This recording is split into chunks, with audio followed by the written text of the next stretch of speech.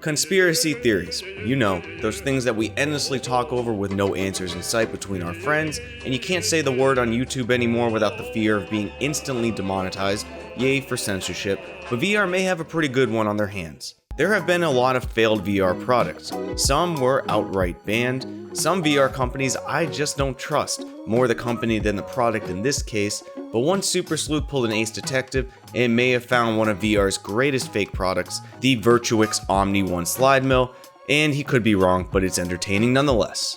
But before I get to that, I may have very well buried the lead here, because Facebook Gate is taking another turn and a bounty hunter may have just successfully rooted the Oculus Quest 2. Really, this could actually be a thing. This originally started with Robert Long, who originally had offered $5,000 to jailbreak the original Oculus Quest, and that bounty was of course moved to the Oculus Quest 2 since the Quest 1 is of course no longer in production. In addition, many people have offered to up this bounty, including Palmer Luckey matching it dollar for dollar. However, according to their Discord, we now have this. A user has claimed to have successfully obtained root access on the Oculus Quest 2. I've directed them to a team of security and legal professionals who can evaluate this claim and determine how to responsibly publish these findings. At this time, we are not sure if these claims are valid, and we are unlikely to know more this weekend. I can't provide any other ETA on a jailbreak. I will ask that people are patient and understanding. Going a little deeper, user Tiger Hobbs followed up in a Reddit thread as the original poster of a method to set up any Oculus Quest 2 without the forced Facebook requirement. He is not the creator of said jailbreak, but he did post all his findings on how to set up the Oculus Quest 2 without Facebook. He provides these pictures which allegedly show he has access to the Oculus Quest 2 without a Facebook account, but obviously I can't verify any of this with pictures alone, and I would also double down and ask everyone to leave any of these posters alone, including the original bounty offerer, because in reality they're waiting as much as we are, so don't bother them in the DMs. I think it's safe to say almost everyone will be paying attention to how this plays out, and if we actually get a jailbreak for the Oculus Quest 2, which will either be amazing or update version 22 is coming with insane new security updates, because I'm sure Facebook is monitoring this conversation as we speak. Hey Zuck Daddy. My question to you is, if this jailbreak turns out to be legit, if you can use your Oculus Quest 2 without a Facebook account, would you take on the risk of jailbreaking the Quest, or would you stay away? I'd really like in the pinned comment to know what people are thinking. See you down there. Two things to go over before our next stories. Number one, if you plan to record, stream, or both using the Oculus Quest 2 and want the easiest and best way to do that, the story after this next one is for you. For everyone else who wants to explore VR's first pretty good conspiracy theory, a disclaimer but semi-spoiler, yes, the Virtuix Omni One is more than likely a real product.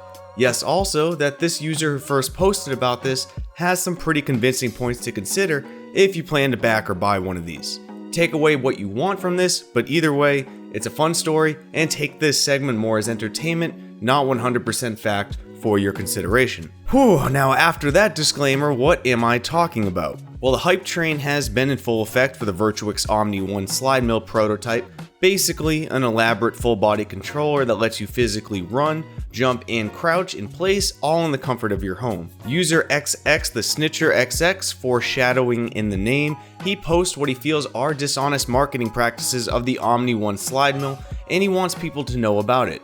This skepticism on how the product will actually work comes from the prototype trailer posted on YouTube, showing operation of the device with a real-time view of the game playing in the background to prove how it works, which according to the Snitcher is not accurate at all, and I will explain why that matters after the evidence is provided. Here's the evidence he provided. Proof number 1, rotation to move forward and hands not tracking. Basically in this video, the user is rotating, yet on screen there's no rotation. In addition, his arms are straight out, something that should be registering and tracking through the headset, but there's no indication of gun or any arm movement in game. Proof and evidence number 2, the user is rotating to the left in the video, yet the in-game feed goes to the right, and then a second later, another rotation to the left. Proof and evidence number 3, here is where this video came from, because it was at this first point that I was like, yeah, that's weird, and this is funny and entertaining, and regardless if real or fake, this was very entertaining at the least. In proof number 3, you'll notice if you're paying attention, a map change mid-movement to a different screen. To me, it looks like a blatant edit. Proof number 4, the user claims the Pico Neo 2, the headset used here for the prototype, does not perform or is not able to perform the 2 actions performed in this clip, the head raise and the jump. In fact, on the screen behind, there is absolutely no movement from the jump at all. This info was originally found by Cherubino95 on YouTube, whose comments were deleted by Omni and I could no longer find them. So why does this all matter? I think this is what to take from this story. It is funny, it is entertaining, and this product is more than likely real than fake. But this possible adulterating of the footage is still important to take note of. The point of this ad, or really all ads, is of course to build hype, but according to them, it does show a real-time view of what you're seeing behind the user on the screen. And if these points are valid, which they very well seem to be, it doesn't necessarily prove the product is fake, but it may prove this was anything but a real-time showing. Even if Virtuix doesn't use the words real-time view, by having a viewer behind the user, this insinuates a one-to-one comparison and is not in good faith if inaccurate. If you were thinking of backing this or have already backed the slide mill, this may be something you want to consider. Why are they covering the actual performance with a staged real-time demo? A real-time demo would be absolutely easier to edit compared to scripted actions of an actor. Building hype is real, and advertising, well, it's advertising. I don't expect them to be one-to-one to the real product, but this is an expensive product, and for someone to back it, I'd hope to fully believe its capabilities, and if this user's reports is true, I'm not sure how anyone could back this. It's also important to note, don't forget too, that the original slide mill Kickstarter in the past by Virtuix never actually became a consumer product, even after consumers backed it, only to be told they were dropping consumer units to sell direct to arcades, and many did not receive their refunds. In fact, if you dig into the company a little bit more, there's really not much good to be found. Again, I'll end this by saying I am not advocating this is a fake project, but it may be a money grab at the same time, and I do some research before shilling out big dollars for this. Knowledge is power. But school is in session, and this may be a tutorial that will help many of you who plan to stream and or record content through your Oculus Quest 2. While recording on the original Oculus Quest wasn't the worst by any means, it had a lot of pitfalls, notably audio syncing, but there's a great easy way to have the best possible Oculus Quest 2 recordings and streams. This is brought to you by the super talented Bryan Elliott Tate, so all credit here goes to him. Thank you for sharing. If you're looking for the best way to record or live stream from your Oculus Quest, this guide is absolutely for you. There are other methods using Chromecast, but the quality plus the software being free makes this method much better. So let's get started. You'll need a PC for this, but it does not need to be a VR ready rig. Almost all will work for this. You'll start by downloading the Oculus Hub, which is a really nice official Oculus app to make app development or live streaming easier on your Oculus Quest. To get started with live streaming to Twitch or YouTube, you'll need to download both Oculus Hub and OBS. Links for everything needed will be in the video description, but please take note to use Oculus Hub with your Oculus Quest 2, you do need to be in developer mode. To cast your Oculus Quest to your PC or Mac, you'll need to plug in your Oculus Quest to your PC and toggle the wireless option shown here.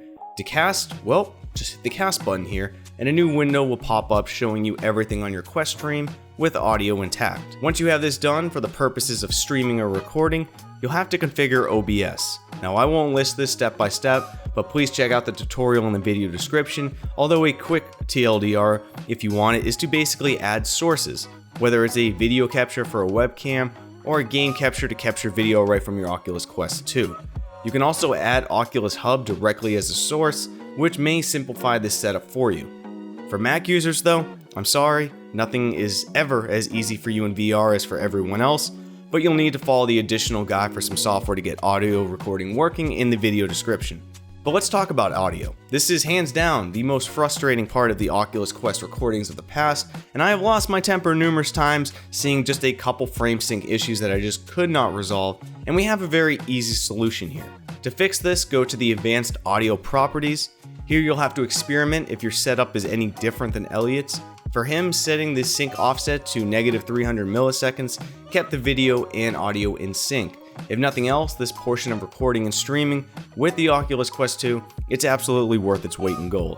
After this, just press start recording and start playing your game. When you stop it, the playthrough will instantly be available as a file to share in your selected recording path folder. OBS records as an MKV by default, so if you want to save it as an MP4, you can change that in the OBS options. If you want to live stream instead of recording, it's almost the same process, but there is a separate in-depth guide in the video description. And if you're like me and make mistakes often because you don't pay attention to the small things and forget to sync your audio settings before recording, you can even fix sync issues post-recording with another guide, of course, in the video description. So there you have it, a possible jailbroken Oculus Quest 2, a VR product that you should do a little more research on before backing it, and the best way to record Oculus Quest 2 gameplay. I wanted to follow up on the first story though after getting some information on who the jailbreaker possibly is, and I'll leave it at this. Please don't ask questions, don't try to search out this person, let this sit so we can all benefit from it possibly working out and that person stays safe. Is that cryptic enough for you? That is going to be it for today's video. Thank you all for tuning in. If you enjoyed it, hit that like button, it means the world to me. Make sure to subscribe and hit that bell icon to never miss an upload. And as always, I'll see you next time, Space Cowboys.